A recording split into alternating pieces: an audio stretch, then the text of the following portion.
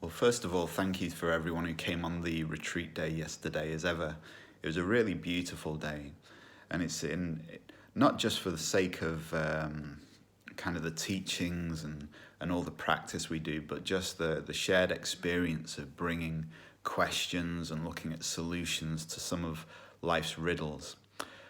Some of the things that came up yesterday were one of the questions or one of the statements people were exploring was the need for retreat, the feeling that sometimes we just want to run away, go off and become a Buddhist monk or run away to the Himalayas, and the thing is that useful for the spiritual journey.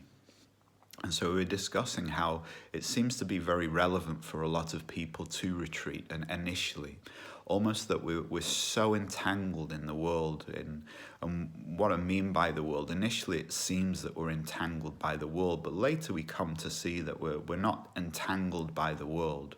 We're entangled by our reactions to the world.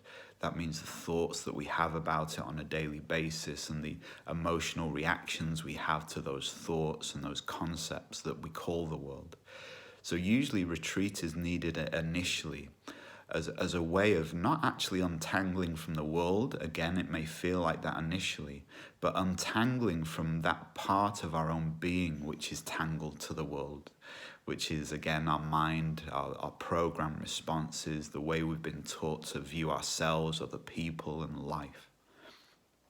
So retreat initially is very, very useful. But then after a while, you may find, like many other people, that actually the world is incredibly beautiful. But it takes a level of healing to realize that, a level of letting go of our own projections, our own insecurities and fears, which we could call the spiritual path. So sometimes we go on retreat to reset ourselves. As I was saying yesterday, on retreat we can remember who we are. Behind the veils of the mind and the emotions, so it gives us a chance to recalibrate ourselves, to come back to our center more profoundly.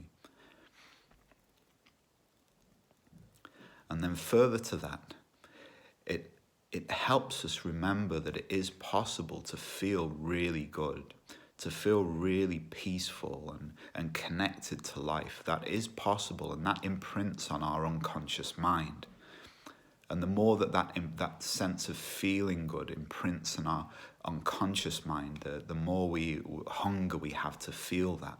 And so therefore, the more work we'll do on ourselves to experience that sensation again. So we'll start to meditate and do more practice so that we can heal ourselves, so that on a daily basis, we can experience that peace and that sense of fulfillment. So that was one of the main topics that naturally happened yesterday. The exploration of being in the world but not of it. We also looked at, it's interesting how when we first go on retreat or go abroad to work on ourselves, we can get really blissed out, and then we come home and we have the opposite experience. Suddenly life is very heavy and dark, and that's a very common experience too. In fact, there was a book written about it by Jack Cornfield called After the Ecstasy, the Laundry. So we're on an amazing journey on this spiritual odyssey, a journey of healing. And that journey of healing, inevitably and slowly, simply brings us back to ourselves, back to the understanding that life is actually pretty beautiful, and that beauty, that divine essence, that sense of enlightenment, as someone was saying on the retreat yesterday, after the Zen proverb, before enlightenment, chop wood and carry water, and after enlightenment, chop wood and carry water. That actually we can find that spaciousness and beauty absolutely anywhere.